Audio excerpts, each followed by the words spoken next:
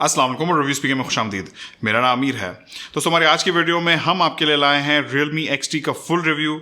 Realme XT को 26 अक्टूबर 2019 को launch किया गया है और ये फ़ोन Realme की तरफ से अब तक का सबसे ज़्यादा प्रीमियम हैंडसेट समझा जाता है। इसकी बिल्ड क्वालिटी, इसके कैमरा, इसका डिस्प्ले Realme के पिछले हैंडसेट्स जैसे कि Realme 5 Pro से ज़्यादा सुपीरियर है। पाकिस्तान में ये फ़ोन एक वेरिएंट में लॉन्च किया गया है, यानी कि 8GB RAM, 128GB built in storage और 2 कलर ऑप्शंस हैं, पर्ल वाइट और हमारा आज का डिवाइस यानी कि पर्ल ब्लू। जब Realme XT लॉन्च हुआ था तो मैंने इस फ़ोन की अनबॉक्सिंग भी की थी, तो अगर आपने वो अभी तक नहीं देखी है तो आप जाके देख सकते हैं। और उस वीडियो में मैंने आपको प्राइस का अंदाज़ा दिया था कि 50 से 55 हज़ार रुपए के बीच में प्राइस होगी। तो Realme ने अपनी ऑफिशियल प्राइस अनाउंस कर दी है और वो है 55 हज़ार रुपये। अब इस प्राइस को लेके बहुत सारे लोगों के अपने ओपिनियंस भी हैं। आप में से बहुत सारे लोग इस प्राइस को लेके बिल्कुल भी खुश नहीं हैं। काफ़ी लोगों को ये लग रहा है कि ये प्राइस थोड़ी हाई रखी गई है। यकीनन मेरे भी अपने ओपिनियंस हैं इस प्राइस के ऊपर, लेकिन वो ओपिनियंस मैं आपसे शेयर करूंगा वीडियो में आगे चल के। पहले मैं चाहता हूँ कि हम फ़ोन का रिव्यू कर लें, पहले हमें पता हो कि इस फ़ोन में क्या क्या ऑफर किया जा रहा है। तो कुछ दिन इस्तेमाल करने के बाद मुझे Realme XT कैसा लगा, मुझे क्या चीज़ें अच्छी लगी और क्या चीज़ें नहीं अच्छी लगी, आइए देखते हैं। अगर आप हमारे चैनल पर नए हैं तो सब्सक्राइब कर लें और नोटिफिकेशन बेल पर क्लिक कर लें। और हम अब इंस्टाग्राम पे भी हैं, तो reviews_pk को फॉलो करें।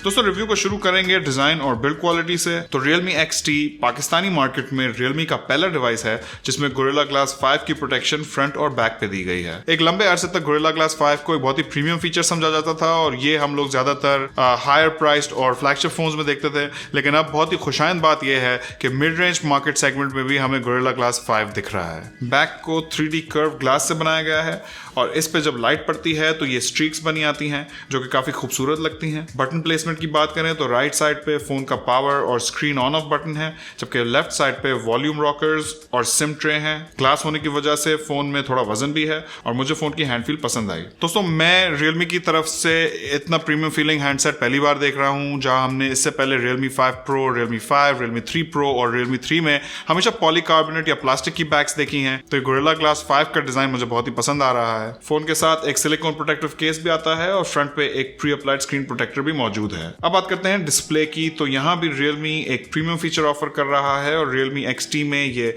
6.4 इंचेस का सुपर एमोलेड डिस्प्ले लगा हुआ है जिसका रेजोल्यूशन 1080x2340 है और पिक्सल डेंसिटी 403 ppi है। डिस्प्ले के ऊपर ये छोटी सी ड्यू ड्रॉप नॉच है, जबकि साइड बेजल्स बहुत ही पतले हैं और बॉटम पे ये छोटा सा चिन्ह है।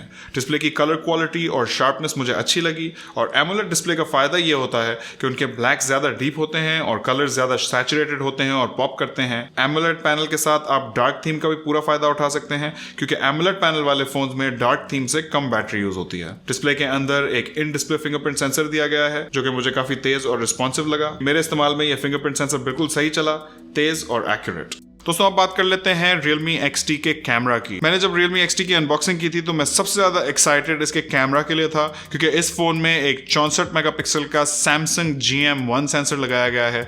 ये वही सेंसर है जो हमने Redmi Note 8 Pro में पहले देखा था, लेकिन Xiaomi और Redmi के कैमराज और उनका कलर साइंस मुझे कभी भी इतना अच्छा नहीं लगा जितना मुझे Oppo का लगता था। और Realme भी Oppo का ही एक सब ब्रांड है। मेरे हिसाब से Oppo और Realme के फोन्स इस वक्त मिड रेंज मार्केट सेगमेंट में कैमराज के लिहाज से बाकी फोन्स को लीड कर रहे हैं। तो मैं ये देखने में बहुत इंटरेस्टेड था कि वो 64 मेगापिक्सल का जो सेंसर है उसकी इंप्लीमेंटेशन एक Realme के फोन में की जाएगी। तो मेरे हिसाब से कैमरा बहुत ही अच्छा होना चाहिए और मैं बहुत ही एक्साइटेड था। तो अब हम कंपैरिजन करेंगे Realme XT की इमेजेस का Redmi Note 8 Pro के साथ ताकि हम देख सकें कि कोई फर्क है या नहीं। Realme XT में बैक पे ये 64 मेगापिक्सल का f1.8 एपर्चर वाला वाइड एंगल कैमरा है, 8 मेगापिक्सल का f2.3 एपर्चर वाला अल्ट्रा वाइड कैमरा है, 2 मेगापिक्सल का f2.4 एपर्चर वाला मैक्रो कैमरा है और 2 मेगापिक्सल का डेप्थ सेंसर है। दोस्तों इस कैमरा में कोई ऑप्टिकल इमेज स्टेबलाइजेशन तो नहीं है, लेकिन इलेक्ट्रॉनिक इमेज स्टेबलाइजेशन मौजूद है। इमेज सैंपल्स पर नजर दौड़ाएं तो Realme XT की कलर रिप्रोडक्शन अच्छी थी। इस कैमरा की डायनामिक रेंज मुझे बहुत ही पसंद आई। खासकर अगर Redmi Note 8 Pro से कंपेयर करें तो आप देख सकते हैं कि Realme XT के सैंपल्स में हाईलाइट्स और शैडोज दोनों में ही डिटेल ज्यादा थी। इसके साथ साथ Redmi Note 8 Pro से निकली हुई इमेजेस थोड़ी सी ज्यादा ओवर शार्पन महसूस होती हैं। मैक्रो कैमरा की बात कर रहे हैं तो सेम एज बिफोर, आप बहुत ही छोटी चीज़ों की बहुत ही पास से पिक्चर्स ले सकते हैं, लेकिन लो मेगापिक्सल काउंट की वजह से इमेजेस बहुत ही सॉफ्ट आती हैं। ओवरऑल Realme XT का कैमरा मुझे बहुत पसंद आया है। इससे ली गई इमेजेस बहुत ही पंची होती हैं और इनकी डायनामिक रेंज भी मुझे मिड रेंज फोन्स के हिसाब से बहुत अच्छी लगी। इसके साथ साथ इस 64 मेगापिक्सल के सेंसर की इंप्लीमेंटेशन भी मुझे Realme XT में Redmi Note 8 Pro की निस्बत ज्यादा पसंद आई। दोस्तों आगे वाली तरफ देखें तो Realme XT के फ्रंट पे इस नॉच के अंदर एक 16 मेगापिक्सल का f2.0 एपर्चर वाला सेल्फी शूटर है। अगर सेल्फीज की क्वालिटी की बात करें तो ये 16 मेगापिक्सल का फ्रंट शूटर डिसेंट इमेजेस लेता है। डायनामिक रेंज और कलर रिप्रोडक्शन दोनों ही सही थी। दोस्तों आप बात कर लेते हैं Realme XT के स्पेसिफिकेशंस और इसके इंटरनल्स की। तो फोन में Qualcomm का Snapdragon 712 चिपसेट लगाया गया है जो कि 10 नैनोमीटर्स के आर्किटेक्चर पर बेस्ड है। साथ में Adreno 616 GPU है। दोस्तों हमने यही कॉन्फ़िगरेशन इससे पहले Realme 5 Pro में भी देखी थी, तो मेरे हिसाब से थोड़ी सी ज्यादा पावरफुल कॉन्फ़िगरेशन रखते तो बेहतर होता, वो इस फोन का एक वाव फैक्टर बन सकता था। साथ ही साथ अगर आप Redmi Note 8 Pro जैसे फोन की तरफ देखें तो वहां MediaTek का Helio G90T लगाया गया है जो कि एक बहुत ही पावरफुल प्रोसेसर है और वो फोन इससे कम प्राइस रेंज में मिलता है। उस लिहाज से मुझे Snapdragon 712 थोड़ा सा वीक लगा। अगर Snapdragon 730G लगाया जाता तो थोड़ा बेहतर हो जाता। साथ में फोन में 8GB DDR4 रैम दी गई है और built in 128GB UFS 2.1 storage दी गई है जो कि पिछली जनरेशन से ज्यादा तेज चलती है। फोन में फुल ड्यूल सिम सपोर्ट भी है, यानी कि आप इस फोन में 2 सिम्स और एक 256GB तक का माइक्रो SD कार्ड सब एक साथ लगा सकते हैं और ये फोन USB Type-C पोर्ट के साथ आता है। अगर बेंचमार्क रिजल्ट्स की बात करें तो Realme XT का Geekbench 4 में सिंगल कोर स्कोर 1543 आया, जबकि मल्टी कोर स्कोर 5986 आया। दूसरी तरफ AnTuTu बेंचमार्क में स्कोर 2,21,530 आया। अगर आप इन स्कोर्स को Redmi Note 8 Pro के स्कोर से कंपेयर करें तो यहाँ उसके Helio G90T ने बाकी कंपटीशन को बहुत ही पीछे छोड़ दिया है, लेकिन जहाँ Redmi Note 8 Pro के स्कोर्स ज्यादा हैं वहाँ Realme XT का Snapdragon 712 ज्यादा पावर एफिशिएंट है और डे टू डे परफॉर्मेंस में आपको कोई फर्क नहीं मिलेगा।